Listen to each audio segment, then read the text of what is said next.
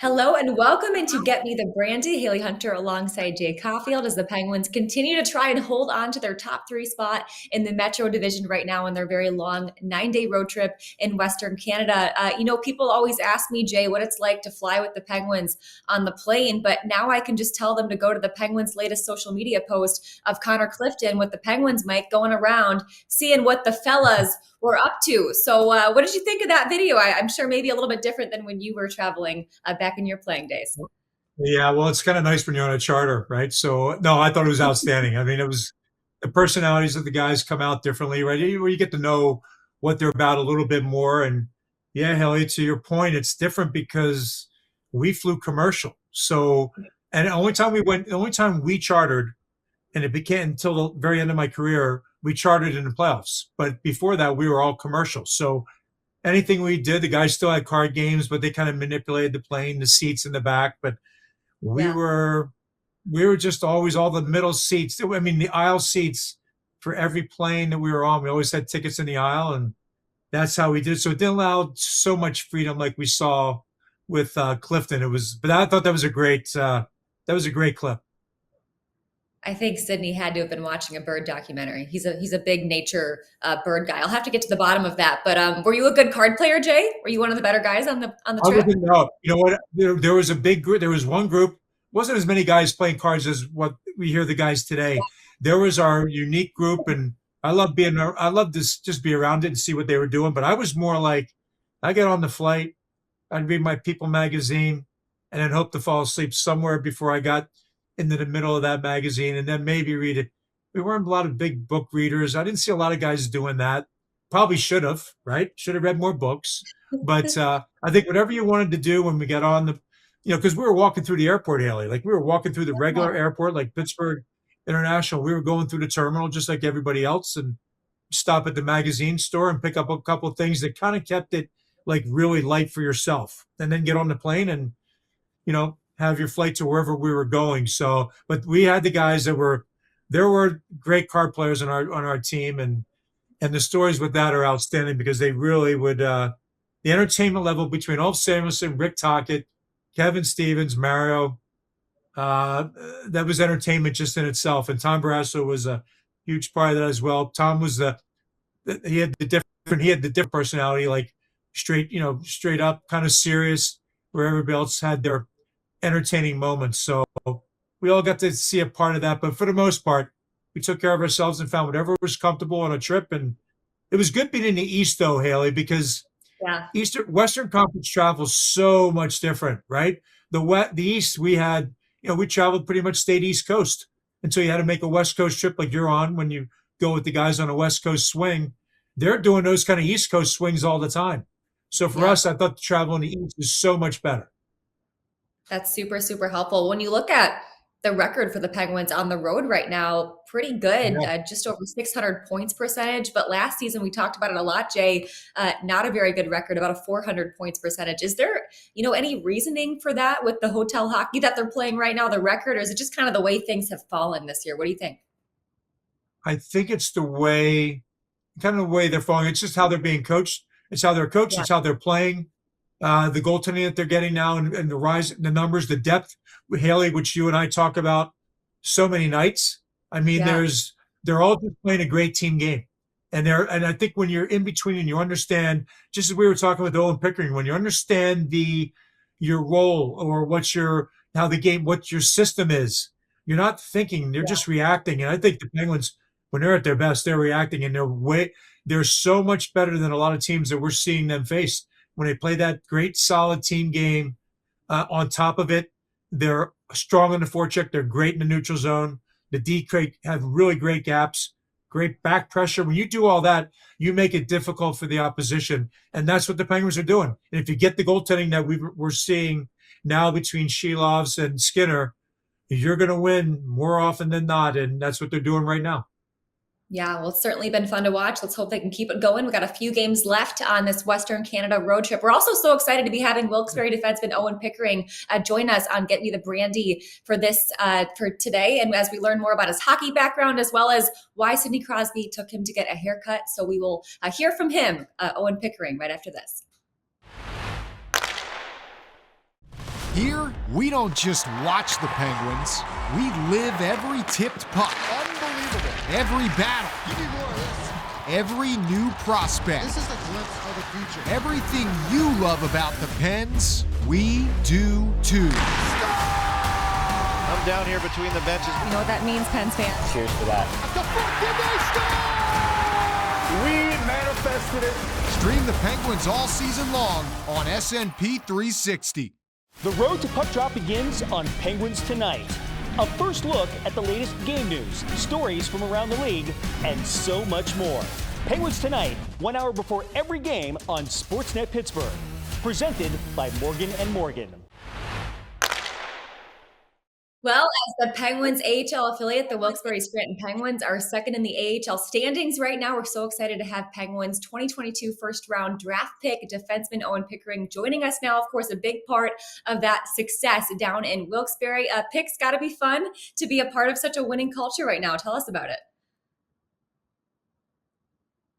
Obviously, we've been winning games, and we have a great group. So when you kind of have those combined, it makes it fun to go to the rink every day. It's been fun for Jay and I to keep up with you guys. Oh, go ahead, Jay. I was just going to say, it's being in the minors and that experience, guys are getting called up or moved on to other places. How do the guys handle all that when they see a move made one way or another where it impacts the roster? I think it's just a reality of kind of the spot we're in. Yep.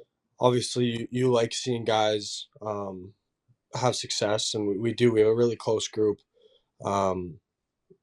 So I feel like when guys kind of get called up or whatnot, it's more of like a collective happiness for guys. I mean, like Yep. when Brozer got called up for the first time, we were on the bus, and I mean, everybody was pumped for him. We were like chanting and whatnot. So it's pretty cool to kind of be going through that whole experience together and the whole kind of beginning your pro career and trying to break in for good, kind of all together. Pick, I think I heard that you told Bros that he needed to call Kyle Dubas back right away, or he received a phone call and he was going to let it go for a little while. Yeah, I mean, we're playing cards, and he had like a missed call from Spaz, and then Spaz had texted him, "Can you, like, call me back or something?" And he showed it to me, and we were in a pretty heated junction of the card game, I guess, and he showed me, and he was like, he like had it typed out that he was like gonna call him back in 10 minutes or something. I was like, dude, what are you doing? Like go call him right now. Like what are you doing?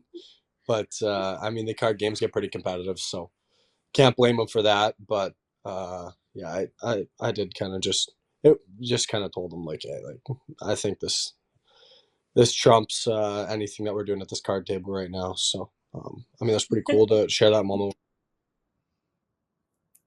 You know, when you're down there, Owen, and you have games, and it's a lot of weekend league. It's a big weekend league, but you finding time to work on the skills that you need or that you identify as something you want to improve on? Are you finding enough time to do those kind of things that you need and be ready then for your weekend games? Yeah, 100%. I think that's one thing the Penguins do really well, is kind of focusing on the development of everybody here. And they provide us with all the resources. So whether that's kind of development ice before or after practice, power skating coaches coming, skills coaches, there's always somebody here that's here for the sole purpose of helping us get better. We have the ice, and then the workouts are really good as well. I mean, we've played, I think, if I'm not mistaken, the most games in the league up to this point, Yeah. out of any team. So I think for us, it's been good. We've been getting our workouts in, and guys kind of have personalized plans as well. Whether you're getting your workouts in after a game on the road or at home, you just have to kind of pick your spots and understand that the goal is to win here, but the goal is also to continue to get better. And that's something that doesn't change no matter where you are. What specific areas are you looking at for yourself, like that you really want to make, to help you make the next step? Which which areas are you looking at in your game? I think, I mean, from the time I got drafted, strength has always been the biggest thing that I want to be focused on. Yep. For me, it's kind of, I mean, I got drafted, I was 170 pounds, and continually just growth in that area. And it's not about just kind of like packing on weight. It's more about being strong, and I feel like I've gotten better at that. But there's obviously next steps that I can get to where I feel like my game will kind of take off a little bit. So it's just about plugging away at that every day, and then there's obviously kind of the skill stuff and little intricacies in the game that they're good at kind of identifying, and I'm also a pretty good self-evaluator, so I understand kind of what my game is and what I need to do a lot of the time, so that helps for sure. Good.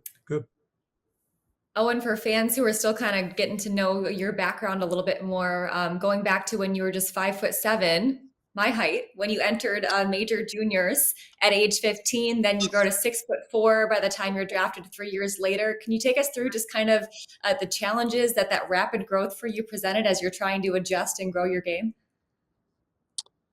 Yeah, I mean, there was obviously quite a few challenges,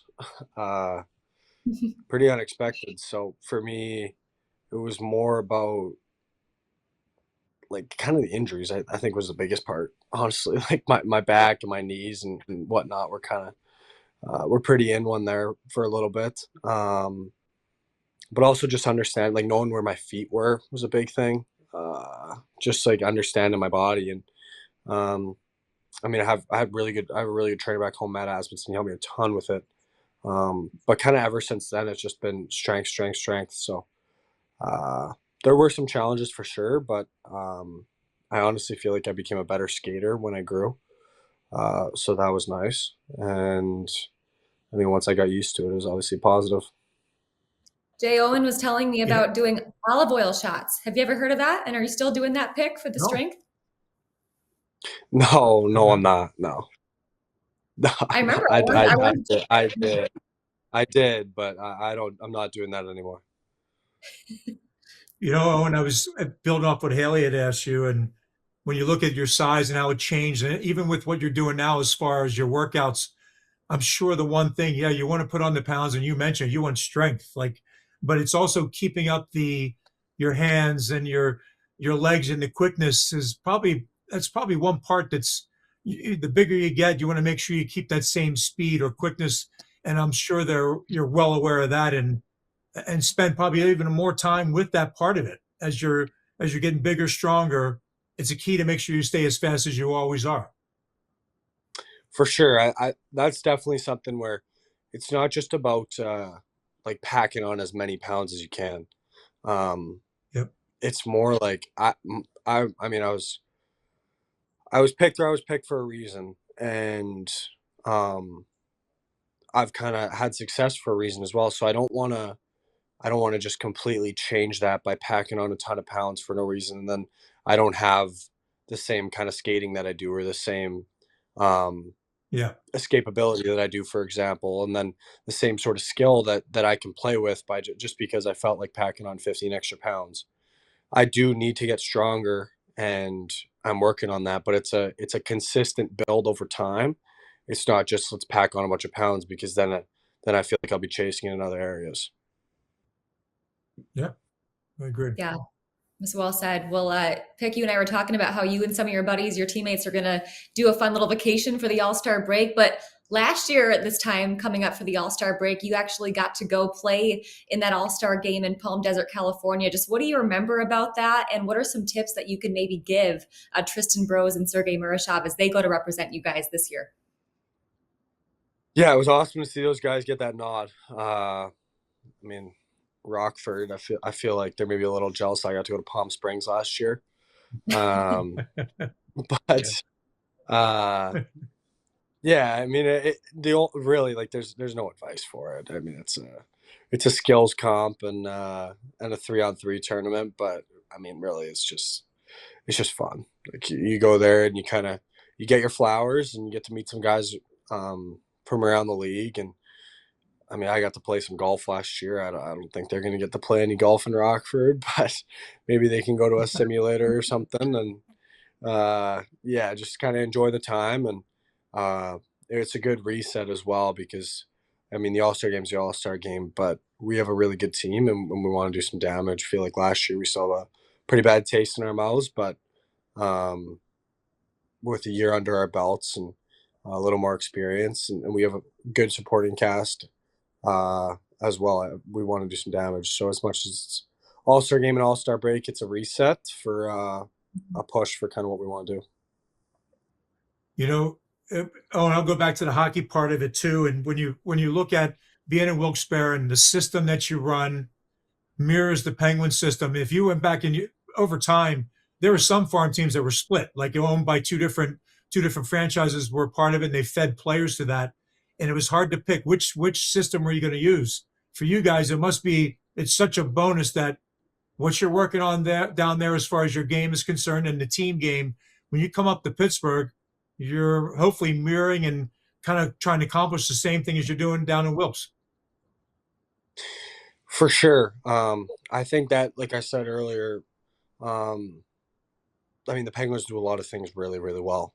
It's an unbelievable organization, but that's one thing that makes it super easy. I know, Yeah. like when I got called up earlier in the year, and even when I came up last year for that large chunk of time, where it's like, you just know, like the PK, for example, or like little system stuff in the game where you're not kind of going in like, I mean, I got called up this year the day before the Philly game, and you get in and you have nerves, obviously, and because you're playing in the NHL again and whatever, but you don't have any nerves about the system. You know, I'm not sitting here wondering, like if a puck's rimmed around, am I slamming or am I not slamming? You know, like kind of little stuff like that in the game. That part, because it's just kind of what you do. Like they go over the systems first few days in training camp, and that's the same. It's the whole organization systems. It's not just Pittsburgh systems. You're not getting a Wilkes on new systems. Kirk is really, really good at that.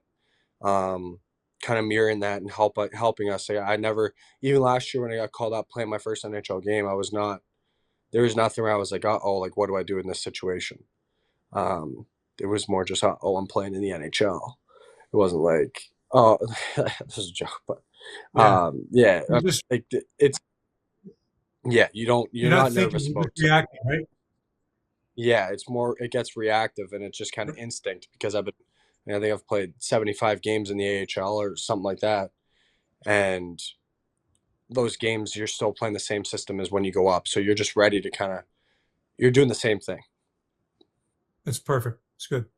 That's huge, and that's what you want. You want that reactiveness, not thinking too much when you're out there. But you mentioned your NHL debut. I remember that pick. I got to talk to your parents that night, and not everybody can say that they picked up their first NHL point in their debut. I know after your first NHL goal in the intermission interview, you told me you blacked out. That's one of the best things I've ever heard after a first NHL goal. Very funny, but when you got that first NHL point, just take us back through that whole debut and how special it was to get on the score sheet right away in your first NHL game.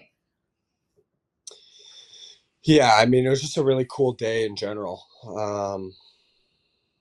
My buddy, I grew up with, he was actually in Arizona visiting one of our friends who plays at ASU, and I called him. I was like, "Hey, like I'm playing in the NHL tomorrow," and he was like, "No way, like I'm coming." He hopped on like a red eye, like the worst flight ever from like San Fran to get to Pitt, and then he didn't want to wake me up because I was obviously struggling to sleep a little bit, and he didn't want to wake me up, but he knew like what hotel room I was, so he sat outside the door and fell asleep outside the door because he didn't want to wake me up.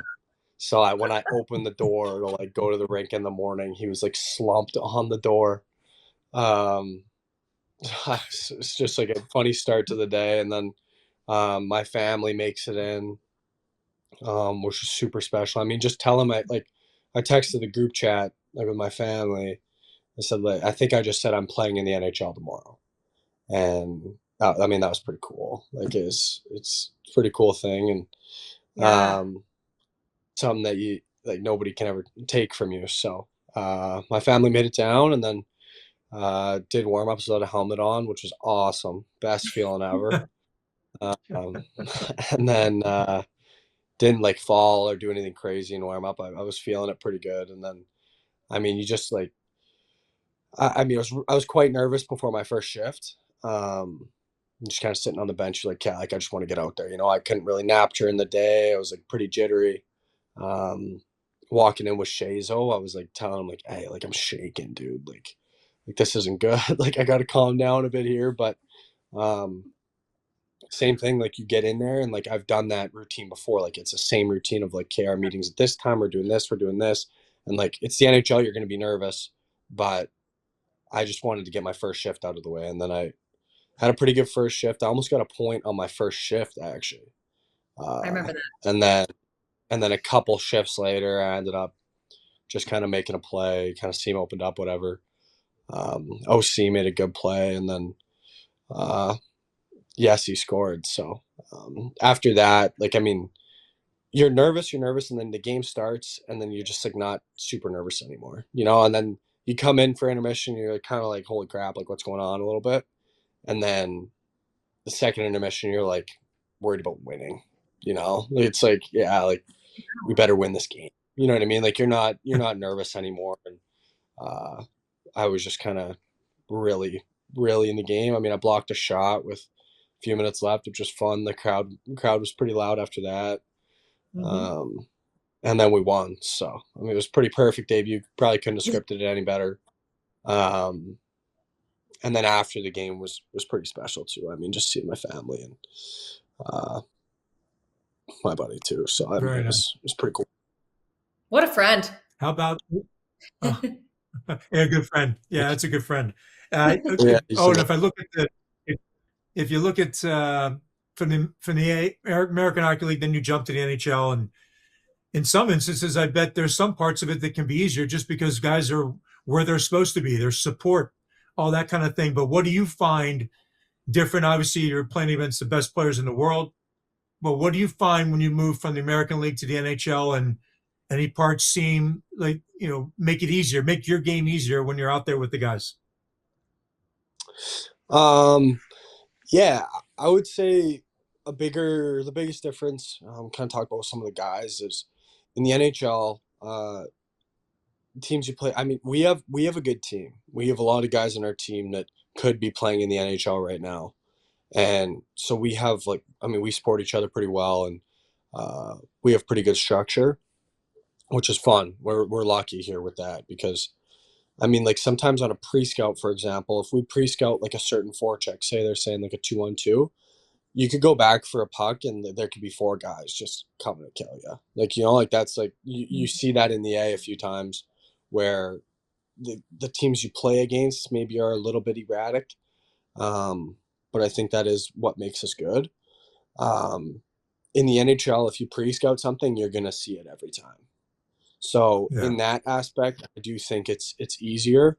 But in the NHL, if you make a mistake, I mean, I played a handful of games, like a decent chunk of games last year with Tanger, and we were matched up against like the top lines. And so I played against like Matthews, Marner, Nylander, and if you make a mistake against those guys, they just snap it around, and it's a grade A. Like automatic. It's either in your net or it's a grade A. So it's more like the margin for error, but actual like making of plays, I could see how people would say it's easier in the NHL. I found too, I used to find from my perspective as a winger, you don't have the time. The time was different. Like you might have a split second more in the American League, and you have no time when you get the puck on the wall or it's a pass. So you got to make a move, get your feet moving, and get it to the middle if you need. But you're getting hit immediately, and it certainly picks up as you go through the regular season in the playoffs. But I found that to be one thing that was there. They were on you quick on the forecheck, and they're on you on the wall. Once it's on your tape, they're after you, and I found that to be a big part and a big difference. Yeah, that makes sense. Yeah. Are you keeping that stuff in mind down in the AHL right now, Pick? Just like kind of remembering how the timing is different and the level of error, margin of error, and things like that as you're making some different plays out there? You feel like maybe it gives you more confidence down there to be able to think about those things and work on those things?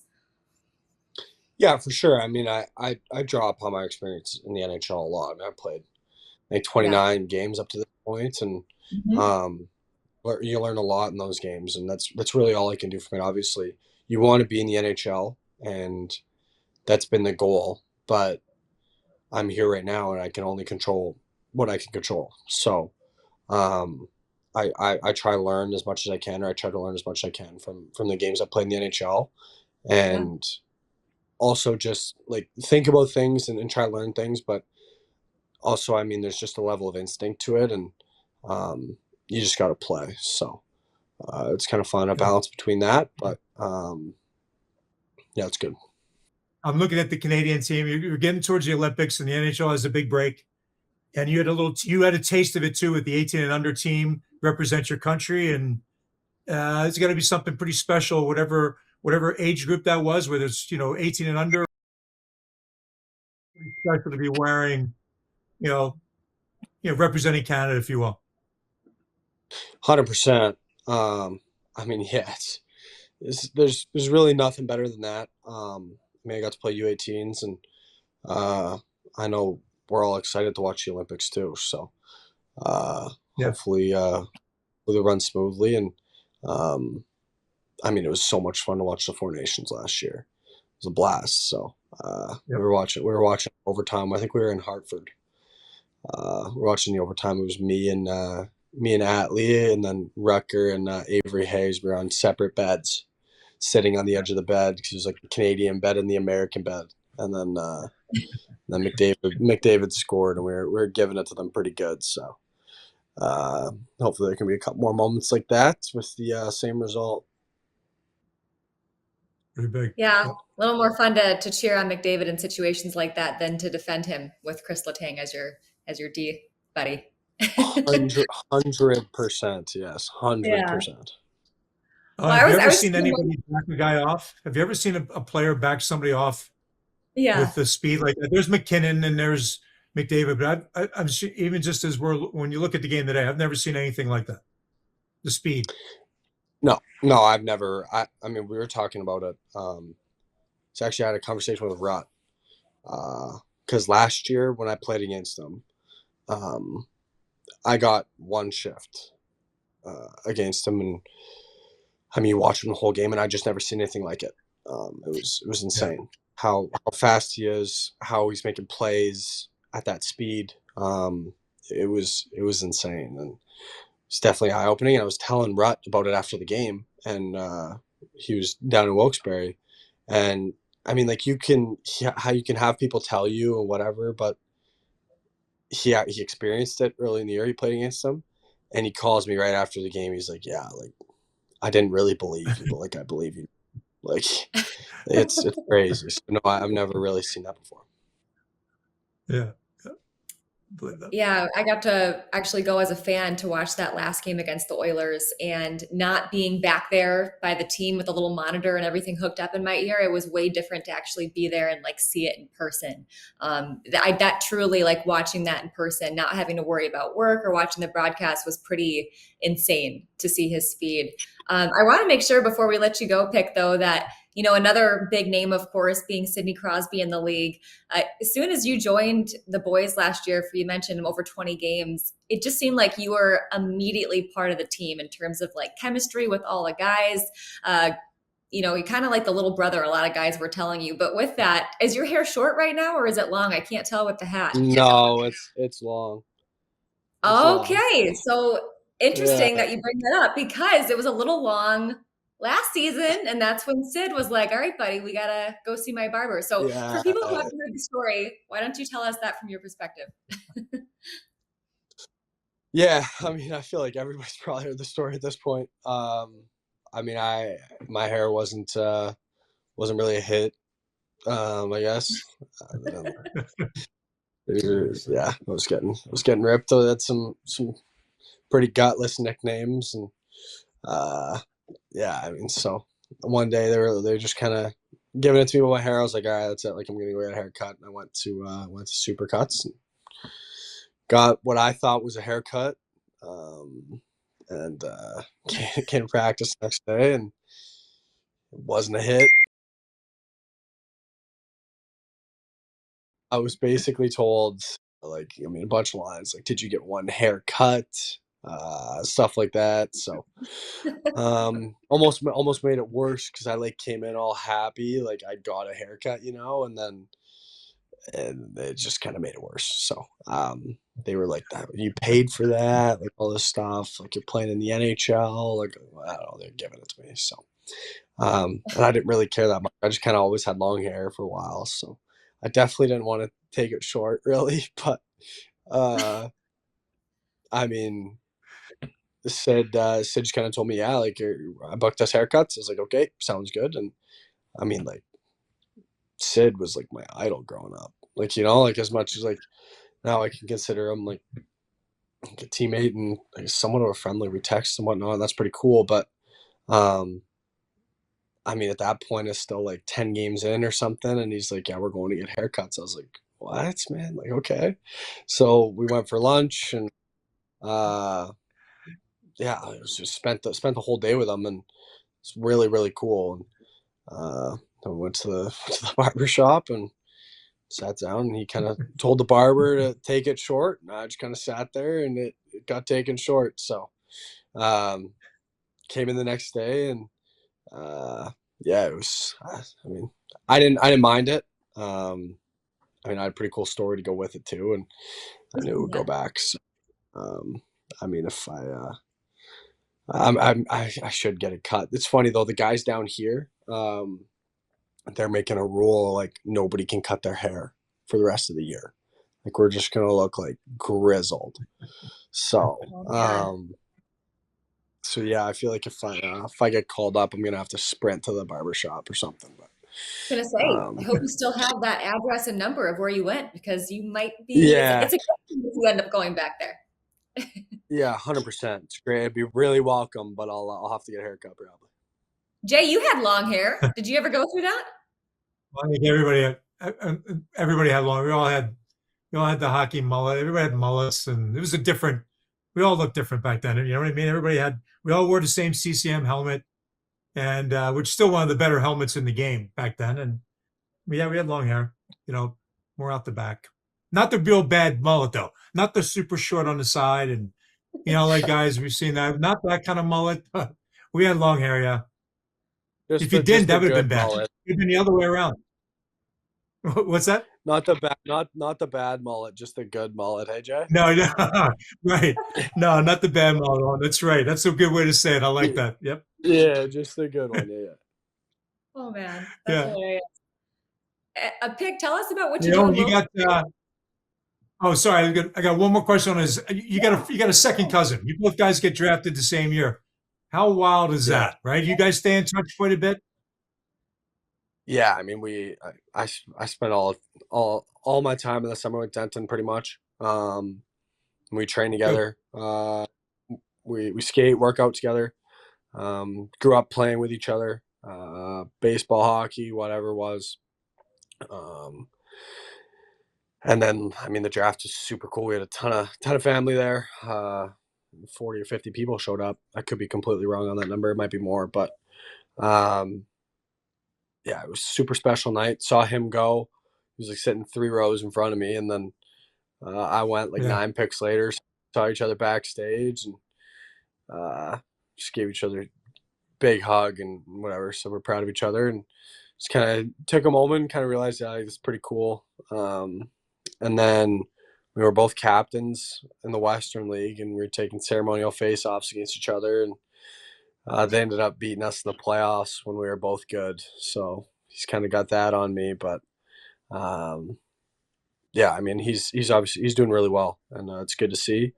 But I mean, we spend a ton of time together. We golf all the time, and a lot of our buddies are kind of working or whatever during the summer, and we're obviously just working out and skating, so we have a lot of free time and head to the course and play some golf.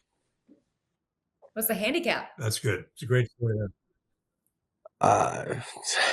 It's not very good. I'm like, I got down to like an 8.3. That's not bad. You don't have much time Yeah, to it's practice. not good. Yeah, I You, really only started. I really only started 2 years ago. I played a ton of baseball growing up, yeah. and not much golf. And then really like 2 years ago, I started out and I was shooting like 110, and then I actually shot a 74, 73 or 74 this summer. So that was huge, just massive. Awesome. That's Yeah. awesome. But yeah, it was. I mean, it's super fun, and we do it every day. So One of these days when you have You know, more I think time, it's you're so going to be retired like Jay, teeing off at 6:30 a.m. and playing 18 holes in 2 hours every day. Right, Jay? no, you had that opportunity to do that. That's right. That's right. Oh, hey, Owen, I don't know. The game's either going to keep working for you, it's going to drive you crazy the longer you go, but you still got to do it. You still got to play. It's too much fun to play, and I like working at So that. You much know what I fun. mean? But yeah, you can go early. You can do whatever, get your workout done, then go play golf. It's perfect. I think the idea that you play multiple sports is such a big thing. I mean, they want to, get you to go into one. I think that you played baseball, that you played golf, that you played basketball, all the other sports you did. I think it makes you a better athlete all the way around. Yeah, I appreciate that. I mean, that credit's kind of given to my parents. I mean, I always wanted to just do things. So I mean, baseball and hockey were my main ones, but I mean, I did everything. Played volleyball, did some gymnastics when I was younger. Played basketball, badminton, curling. I mean, I did everything. Soccer. So I was pretty bad at soccer. I got rid of soccer pretty early. I probably should have stuck with it a little bit, but I was pretty bad at soccer. well, that's good. Good. Ben Kindle can help you out with that. But while Jay reminded me of bringing up family, your sister Avery, she's playing right now at Colgate University. I believe that's like 2.5 hours from Wilkes-Barre. Have you guys been able to connect at all? And just how cool has it been to see her grow too? Yeah, she. I mean, we played in Utica, which is like 30 minutes away from her. So Very nice. she, my whole family actually came down. That was our first game before Christmas. So our whole family came down, and they all watched our game in Utica, and then we played Hershey back to back. I think no, we played Utica, then Hershey, in Wilkes. My family watched those two games, and then we ended up spending Christmas together, in me and my friend's humble abode here. So it was fun. I mean, it's really nice to see my family and spend some time with them. We appreciate the time. You're always so awesome with all of us media folks. So thank you. And we hope to see you up in Pittsburgh soon. Thank you very Thanks, much. Owen. Hope to see you guys soon. Inside Penguins Hockey is back Let's go eat sushi. for an all-new season. And now he's your best friend. Yeah. Getting a line in the water is always a joy for me. Inside Penguins Hockey. New episodes every month on SportsNet Pittsburgh. Presented by UPMC Health Plan. No one gets you ready for puck drop like Penguins Face Off Live. Pre-game insights, analysis, and a word straight from the coach. Penguins Face Off Live before every game on SportsNet Pittsburgh. Presented by Highmark Blue Cross Blue Shield. All right, huge thanks to Owen Pickering for coming on. And let's wrap things up, as always, with our weekly Cup Combo as we celebrate the 10th anniversary of the Penguins' 2015-16 Stanley Cup Championship. Trivia. How many players under the age of 25, Jay, do you think played for the Penguins during that 2015-16 season? How many players under the age of 25? You got any guesses? Man. That's a tough one. No, I don't. You said under the age of 25. I'm going to go 9. I'm going to say 7. 7. Okay. It's a Yeah. good strategic guess. Let's see what it is then. The answer is, as our producer Nick gets it up there, 14. Oh my gosh. Wow. 14? That's pretty crazy. Okay, so some of the big names, obviously, Connor Sherry, Brian Dumoulin, Matt Murray, Ali Mata, Brian Rust, of course. Just how much of an impact do you remember kind of that young wave of talent being for that team, Jay? Well, I knew how it was coming up in waves, right? And Mike Sullivan, coach, was with a number of the guys that were in the minors, right? So initially when he was there, I think that was a big help. He knew the player, he knew the personnel. And then you had this thought, then you had the guys that were already part of it moving forward. I think certainly anytime you have youth movement and the legs and the speed, everything we'll talk about, it was I'm not surprised, but the way they're able to do it, though, and starts with Crosby all the way down, and that's pretty amazing number under 25 as well. You feel like we're starting to kind of see that same youth movement with the current Penguins team. They've got 8 players under the age of 25 right now, guys like Ben Kindle. And then you think about all of the young depth in Wilkes-Barre, as we just talked to Owen Pickering, that they're waiting for their chance to come up as well. You know what I do? There's a mix, right? 50-50, because I think the way the Penguins are playing, it's altering what you might have seen a little bit, depending on what we thought before. But I think obviously you're trying to blend it in, and I think it's there and it's starting. But I think it might have been different if we didn't see the Pens where they're at right now. It's a great thing because the hockey that we're playing, as we just talked about, very good, and they're in a great position. So we'll see. But I think you need that influx of youth, and we're starting to see it, and I'm sure it's going to grow. But 14 to match that is tough, and especially the results that they got from it, Hailey. And if they can do that, they're certainly in for big things coming down the road. So it's a great number. Yeah, a lot of good depth in Wilkes-Barre right now, and really excited for that game coming up in late January to celebrate at PPG Paints Arena, that 2015-16 Cup Championship. Jay, as you can see, you can kind of see the Christmas tree behind me. I've still got it up, so I'm curious. We haven't had you on the show since Christmas.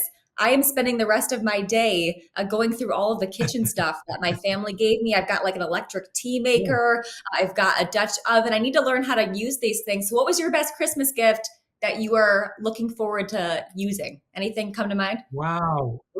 I guess gone are the days when you say you got a club or you got ice skates or you got a hockey stick, right, Hailey? I'm going to say something that my kids, you know what they got me, just jokingly? Like, if you're ever driven down to Florida and you're going south, there's a place called Buc-ee's, and it's the greatest rest area ever, honestly. Love it. And it's in the South mainly. So my girls jokingly and my wife Felicia, they threw some Buc-ee's gift cards in my stocking because I've been that good. So there you go. And I love whenever I can drive to Florida, which you know, Hailey, I've done that a number of times. The Buc-ee's are the greatest rest area. So there you go. That's just a simple thing, but I got a lot of nice stuff. But I think the Buc-ee's one is the one that stands out the most to me right now. The real question is, though, Jay, and I love Buc-ee's because I lived in Mississippi for a couple of years, and whenever we drive to Florida, we would stop. Are they open 24 hours? Because you like to host the post-game show and then hop in the car and drive through the night to Florida. I know, Hailey, I do. But yes, they are open 24 hours. It's the greatest thing ever. And yes, Hailey, you know that. So we have left a number of times after our post-game show and headed south. And because we're wide awake when we get done, right? We're like wide awake. It's like playing a game. Yeah. Hey, your family knows you well, Jay. Love to hear that. Buc-ee's is the best. I absolutely love getting their breakfast burrito. It's my favorite thing ever. I miss it. I know. And until anybody's experienced it, they can't know what we're talking about. Right, Hailey? You can't feel it until you see it. Hope they move north. We just gave them a shout out on air. So maybe that's what they needed to hear to bring a Buc-ee's to Pittsburgh. Yeah. I really hope so. Well, while the team is on the road, Jay, you and I were holding down the fort, right? Back in our North Shore studios, downtown Pittsburgh. So we hope that you'll join us for our pregame, intermission, and postgame shows all throughout the week. Thanks for joining us on this version of Get Me The Brandy. Fingers crossed for a Buc-ee's to come to Pittsburgh soon. We'll see you guys next time.